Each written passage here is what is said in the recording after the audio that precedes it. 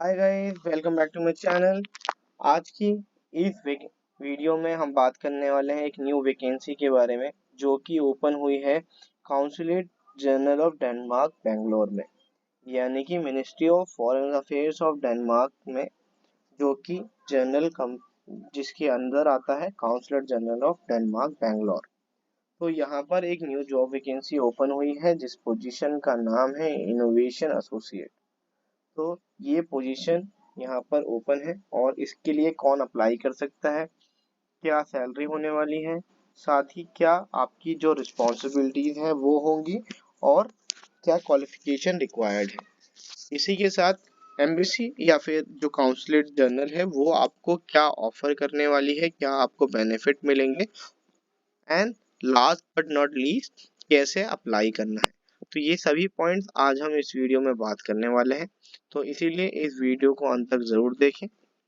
Video शुरू करने से पहले अगर आपने मेरे चैनल को सब्सक्राइब नहीं किया तो प्लीज चैनल को सब्सक्राइब कर लीजिए और बेल आइकन को क्लिक कर दीजिए ताकि ऐसे ही लेटेस्ट वैकेंसीज की अपडेट आपसे मिस ना हो। तो चलिए शुरू करते हैं। सबसे पहले जैसे कि आपको पता है कि काउंसलेट जनरल डेनमार्क बेंगलोर में इस बार जो लोकेशन है वो है बेंगलोर।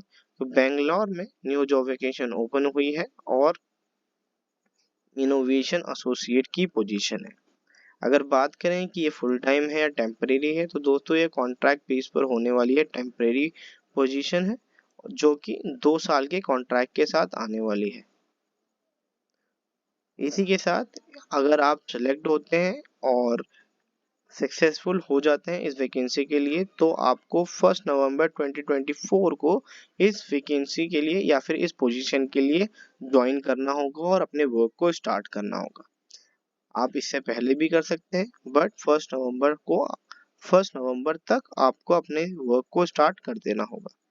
इसी के साथ अगर बात करें कि इसकी डेडलाइन की कि कब तक आप इसके लिए अप्लाई कर सकते हैं और क्या लास्ट डेट है, तो वो है 28 सितंबर 2024, 20 सितंबर 2024 फ्राइडे तक आपको इसके लिए अप्लाई करना है। इसके बाद कोई भी एप्लीकेशन एक्सेप्ट नहीं की जाएगी।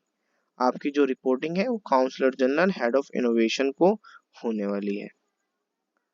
इसी के साथ अब बात करते हैं कि इसकी क्या रिस्पॉन्सिबिलिटीज होने वाली है। अगर आप इस जॉब के लिए अप्लाई करते हैं, सिलेक्ट होते हैं, तो आपको क्या काम करना होगा।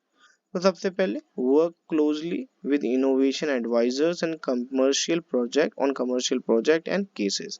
तो जो भी कमर्शियल प्रोजेक्ट एंड केसेस होंगे उन पर इनोवेशन एडवाइजर के साथ आपको क्लोजली वर्क करना होगा, उन्हें अपनी असिस्टेंस प्रोवाइड करनी होगी। इसी के बाद assist in setting up meetings, prepare background briefs etcetera with companies, university organisation and other partners. तो कंपनीज, यूनिवर्सिटी ऑर्गेनाइजेशन और अदर पार्टनर्स के साथ आपको जो इनोवेशन एडवाइजर्स हैं उनकी मीटिंग सेट करनी होगी, उसकी सेटिंग करनी होगी, सारा सेटअप करना होगा, साथ ही बैकग्राउंड प्रिपरेशन करनी होगी, ब्रीफ तैयार करनी होगी सभी के लिए।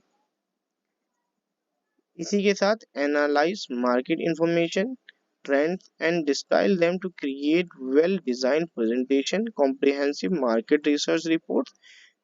This can be across sector, include clean tech, deep tech, circularity and life sciences. तो दोस्तों आपको मार्केट को एनालाइज करना होगा, ट्रेंड चेक करना होगा कि क्या ट्रेंड चल रहा है और उसी के अकॉर्डिंग एक कंप्रिहेंसिव मार्केट रिसर्च की रिपोर्ट तैयार करनी होगी और एक प्रेजेंटेशन बनाना होगा। अगर बात करें कि किन फील्ड्स को या सेक्टर्स को आप कवर करेंगे, तो टेक, डिफरेंटली टेक सेक्टर्स को आप जो है वो इसमें कवर करेंगे, जिसमें होगा clean tech, deep tech, circularity and life sciences. इसके अलावा monitor India tech and startup ecosystem and be cognizant of new development technology and interesting networks. तो आपके पास अवेयरनेस होनी चाहिए जो टेक सेक्टर या फिर स्टार्टअप और इकोसिस्टम है इंडिया के अंदर, बेसिकली उनमें क्या डेवलपमेंट चल रही है करंट, क्या टेक्नोलॉजीज का इस्तेमाल कर रहे हैं और क्या इंटरेस्टिंग नेटवर्क्स हैं। तो इन सभी के बारे में आपको अवेयरनेस होनी चाहिए। इसी के अलावा take part in ecosystem and industry events, जो भी इंडस्ट्री इवेंट्स और इकोसिस्टम इवेंट्स होने वाले हैं आपको उनमें पार्टिसिपेट करना होगा ताकि आपको और ज़्यादा इंफॉर्मेशन मिल सके। इसके अलावा exercise a key role in planning and execution of delegation visit to India and Denmark and support strategic business development studies activities. तो दोस्तों जो भी डेलीगेशन विजिट करेंगे इंडिया में डेनमार्क से या फिर डेनमार्क में इंडिया से, आपको उनकी विजिट को प्लान करना होगा, एग्जीक्यूट करना होगा। इसी के साथ आपको स्ट्रेटेजिक बिजनेस डेवलपमेंट की एक्टिविटीज को भी सपोर्ट करना होगा। Assist in administration and project management and ongoing ICT projects and activities। तो जो भी ongoing project and activities हैं आपको उनमें एडमिनिस्ट्रेशन को सपोर्ट करना होगा, असिस्ट करना होगा।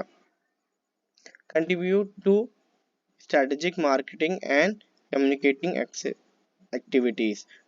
मार्केटिंग एंड कम्युनिकेटिंग एक्टिविटीज में आपको कंट्रीब्यूट करना होगा, अपने सजेशन देने होंगे और उसे अच्छे से एग्जीक्यूट करवाना होगा।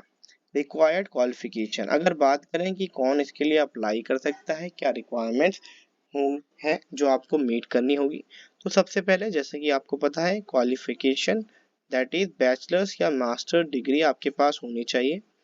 अगर आपके पास international business management, strategic communication, economics और इंजीनियरिंग इन किसी फील्ड में से एक में मास्टर या बैचलर्स डिग्री है तो आप इसकी एजुकेशन क्वालिफिकेशन को मीट करेंगे।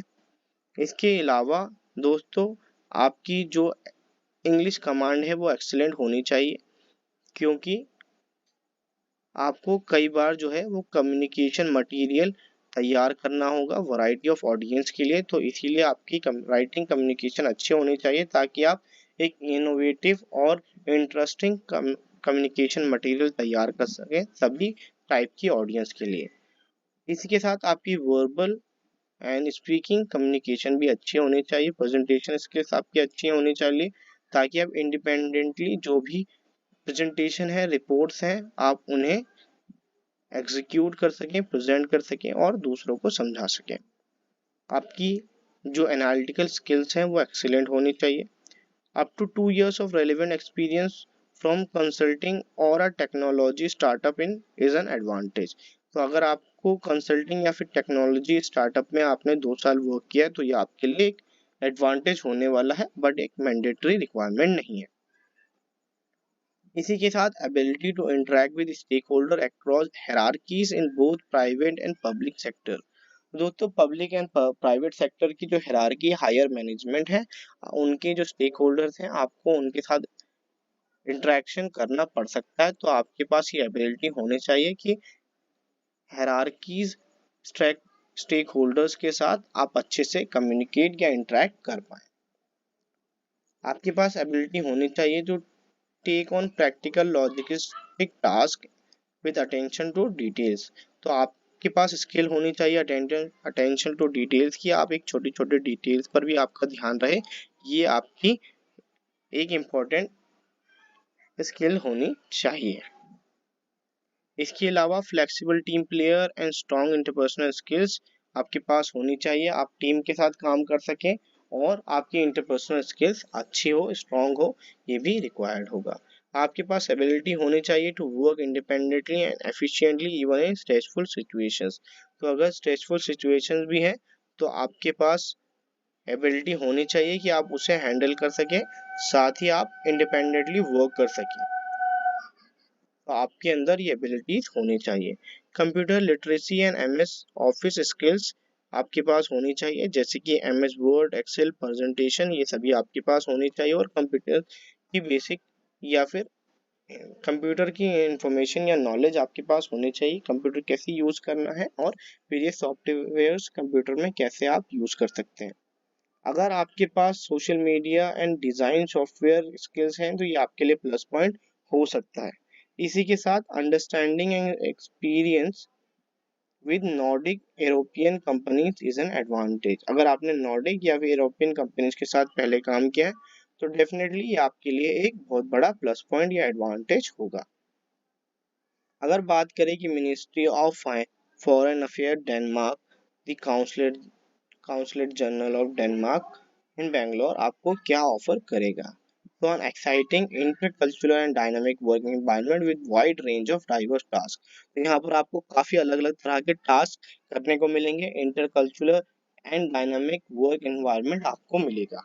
इसी के साथ great opportunity to develop your professional personal competencies and network. आप अपने नेटवर्क को यहाँ पर इन्हांस कर सकते हैं, बढ़ा सकते हैं, और आपको काफी सारी अच्छी अपॉर्चुनिटीज मिलेंगी जिससे आप अपने पर्सनल एंड प्रोफेशनल कॉम्पिटेंसीज को डेवलप करेंगे। आपको अपॉर्चुनिटी मिलेगी to work with in the ministry of foreign affairs of Denmark. आप इसके अंदर डायरेक्टली वर्क करेंगे। Focus on the job learning and support of competencies development. आपको job learning and competency development की ट्रेनिंग्स ऑन एंड आपके ऊपर focus किया जाएगा अपनी कॉम्पिटेंसीज को डेवलप करने में। इसी के साथ आपको काफी और दूसरी भी एक्टिविटीज में इन्वॉल्व किया जाएगा जिसमें शामिल होगा innovation, trade, public affairs, investment, public diplomacy and strategic communication. तो ये सभी बेहतरीन अपॉर्चुनिटीज एंड लर्निंग्स आपको इस जॉब वैकेंसी में मिलने वाली है। अगर बात करें कि एम्प्लॉयमेंट कंडीशन कैसी होगी, तो दोस्तों you will be offered full time temporary employment on a local contract. तो आपको एक लोकल कॉन्ट्रैक्ट यानी कि इंडिया का कॉन्ट्रैक्ट मिलेगा जो कि 2 साल का होने वाला है।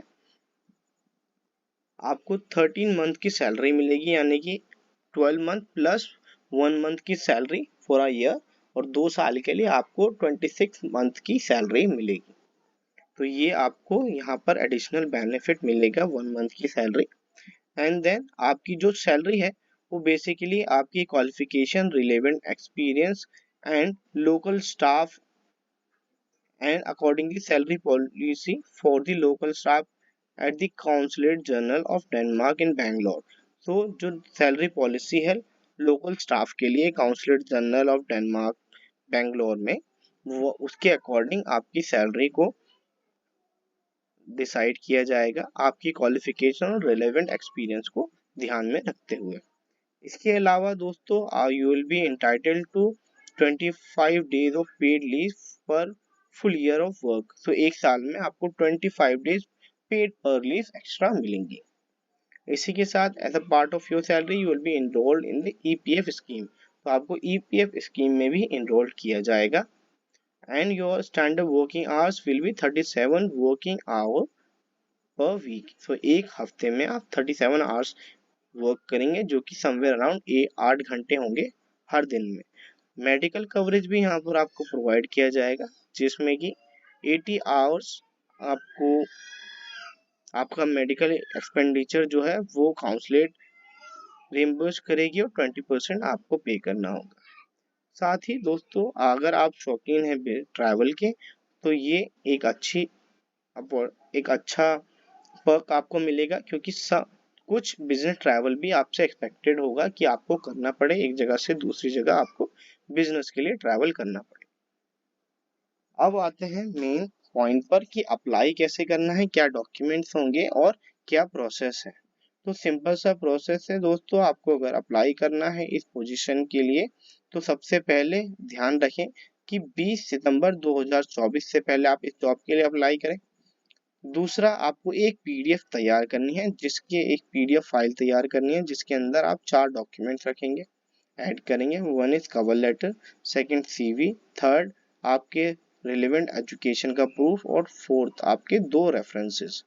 CV, cover letter, education and 2 references. आप इन 4 डॉक्यूमेंट्स को एक पीडीएफ में मर्ज करेंगे और उसके बाद बेटी अलेक्जेंडर को सेंड कर देंगे इस ईमेल आईडी पर। ध्यान रखिए कि आपके जो डॉक्यूमेंट्स हैं वो इंग्लिश में ही हो, और जब आप अपनी एप्लीकेशन को सबमिट करें, ईमेल भेजें, तो उस ईमेल की जो सब्जेक्ट लाइन है वो होगी application for innovation associate Bangalore / आपका नाम।